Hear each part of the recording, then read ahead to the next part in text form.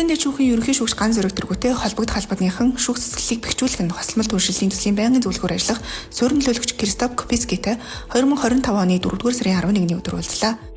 Уулзалтад эрүүгийн иргэн танхимын тэргүүн хос баяр, иргэний иргэн танхимын тэргүүн алтан чимэг, захиргааны иргэн танхимын тэргүүн мөнх туяа болон шүүгч цогт тамгын газрын дарга заяа дэлгэр шүүхийн академийн захирал Эрдэнэ чимэг нар оролцов.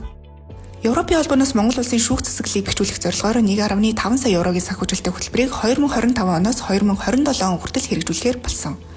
Хөтөлбөрийг улсын дэд шүүх, шүүхийн ерөнхий зөвлөл, шүүхийн сахилгын хорооны хэмжээнд хэрэгжүүлэх ба улсын дэд шүүхийн ерөнхий шүүгч ган зориг удирдах ажиллаж байгаа юм.